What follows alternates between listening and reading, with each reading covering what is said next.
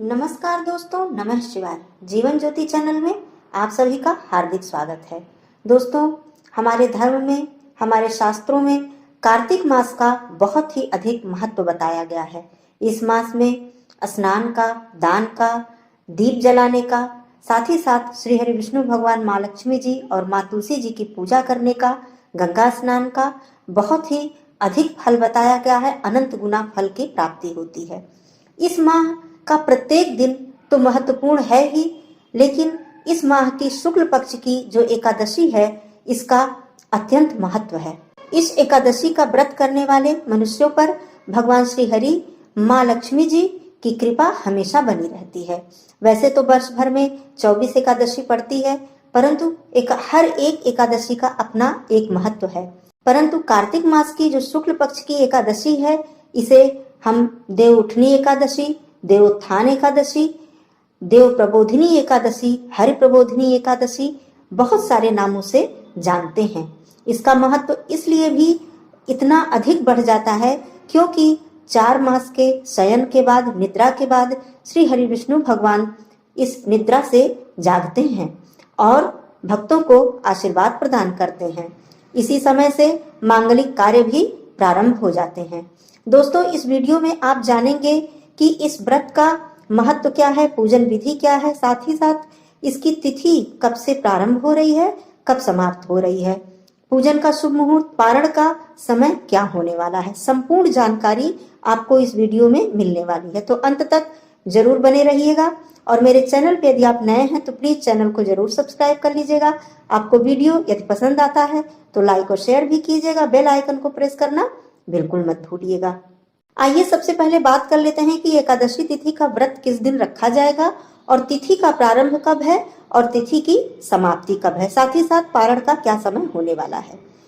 तो दोस्तों, 2022 में देवोत्थान एकादशी या देव उठनी एकादशी 3 नवंबर को शाम 7:31 पर ही प्रारंभ हो जाएगी, परंतु उदया तिथि 4 नवंबर को मिल रही है, तो इसलिए व्रत और पूजन 4 नवंबर को भक्तजन रखेंगे। इस तिथि की जो समाप्ति है वो 4 नवंबर को 2022 शाम को 6:09 पर हो रही है। पारण का समय 5 नवंबर को होगा और इसका जो समय होगा वो 6:37 से लेकर 8:48 तक रहने वाला है। इस शुभ मुहूर्त में यदि पारण कर लिया जाए तो बहुत ही उत्तम फल प्राप्त होता है। कहा जाता है कि एकादशी व्रत का पारण शुभ मुहूर्त में यदि न किया जाए तो एकादशी व्रत का लाभ नहीं मिल पाता है।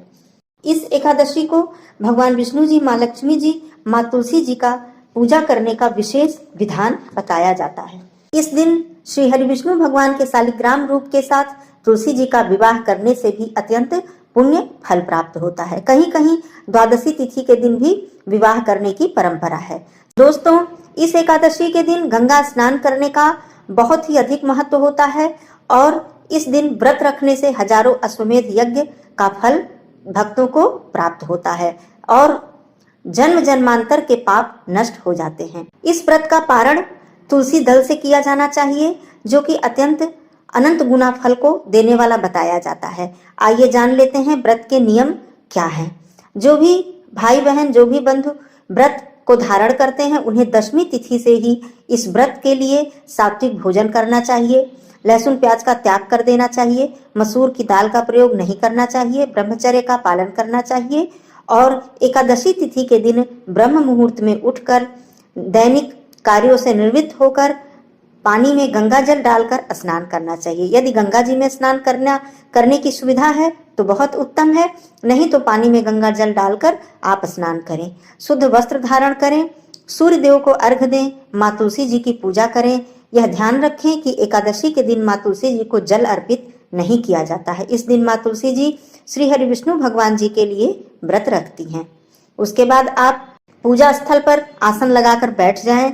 श्री हरि विष्णु भगवान जी की तस्वीर या मूर्ति माँ लक्ष्मी जी के साथ उन्हें पीला आसन देकर स्थापित करें। सबसे पहले सर्वप्रथम श्री गणेश भगवान जी की पूजा करें, जो कि हर व्रत में, हर पूजा में प्रथम पूज्य गौरी नंदन है, तो उनकी पूजा सर्वप्रथम की जाती है, उनकी वंदना करें। उसके बाद श्री हरि विष्णु भगवान जी के चरणों को पखारें, उनके चरणों को धोएं। उसके बाद उन्हें पुष्प, पीला पुष्प, चंदन, जनेऊ, तुलसी जी की मंजरी या तुलसी जी की पत्ती अर्पित करें। साथ ही साथ फल और कुछ सात्विक भोग अवश्य ही लगाएं। यदि आप व्रत नहीं भी रखते हैं तो भी इस दिन सात्विक भोग लगाकर उसे ग्रहण करें और इस दिन तामसिक भोजन का प्रयोग न करें। भगवान विष्णु जी को भोग लगाने के बाद उनकी वंदना करें, उनकी मंत्र का जप करें। ओम नमो भगवते वासुदेवाय नमः या विष्णु सहस्त्र नाम का पाठ करने से हमें अनंत गुना फल की प्राप्ति होती है। इस प्रकार पूरा दिन आप फलाहार करके भी रख सकते हैं और पूरा दिन केवल जलपान करने के बाद शाम को फलाहार कर सकते हैं। दोनों प्रकार से आप व्रत रख सकते हैं। पूरा दिन आप व्रत रखें। रात्रि जागरण का भी इस व्रत में बहुत ही अधिक महत्व है। हो सके तो रात्रि जागरण करें और पूरे दिन भगवान विष्णु जी के मंत्रों का जप करें, उनके चरणों में अपना ध्यान लगाएं। इस दिन क्रोध ना करें, किसी को बुरा शब्द ना बोलें। द्वार पर कोई भी याचक आ जाता है तो उसे यथासंभव उसकी सहायता करें, उसे दान दें। अब बात आती है पारण की। जैसा कि मैंने पारण का समय पहले ही बता दिया है, 5 नवंबर को पारण करना है इस व्रत का और इसका समय भी मैंने बता दिया है। पारण करने से पहले यह महत्व होता है कि ब्राह्मण को अन्नदान, साथ में कुछ दक्षिणा, वस्त्र अवश्य ही दे। जो भी आपकी सामर्थ्य हो, आप ब्राह्मण को दान करने के बाद ही पारण किया जाता है। इस दिन दान का बहुत ही अधिक महत्व होता है, तभी एकादशी व्रत का फल हमें प्राप्त हो पाता है।